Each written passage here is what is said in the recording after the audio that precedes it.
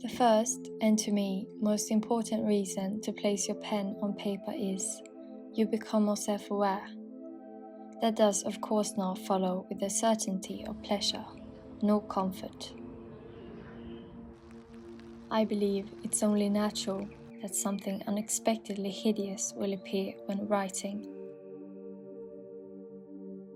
Something that I think we all fear at least once in our lives, the stigmatized yet essential truth. Which leads me to the second motive.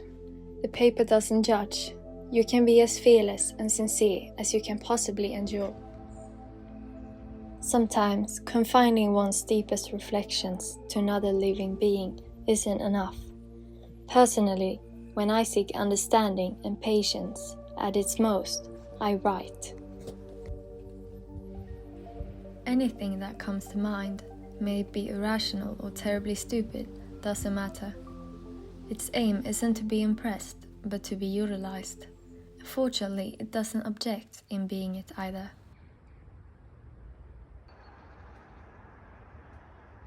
I've discovered that the more frequently I use my pen, the greater is the chance of actually finding something imposing in its context. Hence, it's not very strange to explore your own potential and discover all the greatness that you possess within you. Of textile samples laid spread out on it. It wasn't a dream. What's so brilliant about expressing yourself on paper is that it can be read. The inhale and exhale of life, a deep, fulfilling breath I'm forever grateful to take. I frankly encourage everyone with the ability to read and write to practice them both.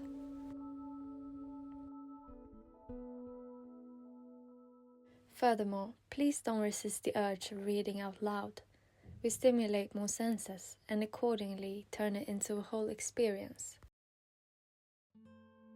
Hearing your written words will perhaps canalize your mind into a new way of thinking. Only perhaps you will reconcile your thoughts in the pursuit of understanding. And last but not least, it might decrease your chance of behaving like an imbecile. Why, you may ask? Well, it's quite simple really.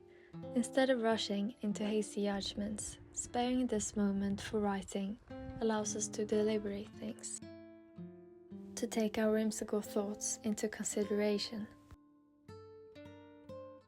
Because of everything that is absorbed, all of the unsolicited beliefs we receive on a daily basis, I think writing in a diary might do us good.